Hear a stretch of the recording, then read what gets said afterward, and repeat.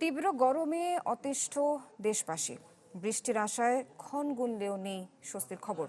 আবহাওয়া অফিস বলছে তাপপ্রবাহ চলবে আরও 2 থেকে 3 দিন। এমন অবস্থায় হিটস্ট্রোক থেকে বাঁচতে সতর্ক থাকার পরামর্শ চিকিৎসকদের। তরুণ কুমার চাকলাদার চাকরি থেকে অবসরে গেলেও জীবনের প্রয়োজনে এখনও ছুটতে হয় অবিরত। কিন্তু তীব্র গরমে একটু স্বস্তির আশায় ফিরেছেন রাস্তার পাশের শরবতের দোকানে। গরম হয়, এখন গরম ধরলে একটা না, ওই ধরে চলতেছে। ঢাকা শহরে গরমটা আরো বেশি, বৃষ্টির সংখ্যা কম। দেশ জুড়ে চলমান তাপপ্রবাহে নাজেহাল অবস্থা মানুষের। তাই তো কাঠখোট্টা শহরের কোথাও ছায়া পেলেই খানিকটা জিরিয়ে নেয়ার লোভ যেন সবার।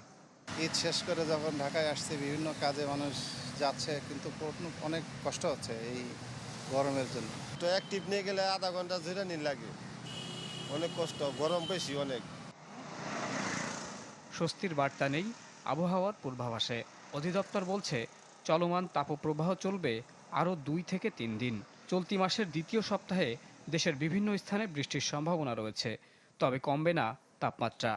উল্টো জুনের মাঝামাঝি থেকে শেষ ভাগে আসতে পারে একাধিক তাপপ্রবাহ। আগামীকাল থেকে একটু একটু বৃষ্টি দেখায়, তবে যে বৃষ্টিটা হবে এটা হচ্ছে ওয়েস্টার্লির কারণে বৃষ্টি হবে। সেক্ষেত্রে হয়তো যেসব জায়গাতে বৃষ্টি হবে সেই জায়গায় একটু ঠান্ডা হবে, অবন্ত এরকম গরম কমবে না, কারণ বাতাসে পর্যাপ্ত পরিমাণ ময়েশ্চার রয়েছে। এই ময়েশ্চার থাকার কারণে মানুষের ভিতরে যে ব্যবসা গরম, এটা মোটামুটি সপ্তাহখানি এটা কন্টিনিউ করবে। এমন পরিস্থিতিতে বাড়তে পারে হিট স্ট্রোকের প্রবণতা। তাই সতর্ক থাকার পরামর্শ চিকিৎসকদের। যখন তীব্র গরমে বেশি তাপমাত্রা থাকে 40 ডিগ্রির উপরে, তখন কিন্তু বডিতে আর ইটা বের হয় না, ঘামটা বের হয় না, তখন হিট স্ট্রোকটা হয়। সেক্ষেত্রে যারা বাইরে কাজ করছে তারা অবশ্যই কাজ করার পরে আধা ঘন্টা একটু রেস্ট নেবে ছায়ার নিচে, গাছে ছায়ার নিচে, এবং সাথে পানি ঝাপটা মুখে দিয়ে পানিটা খাবে। রাজশাহী, রংপুর, খুলনা, বরিশাল ও ঢাকা বিভাগের ওপর দিয়ে বয়ে যাচ্ছে মৃদু থেকে মাঝারি তাপপ্রবাহ।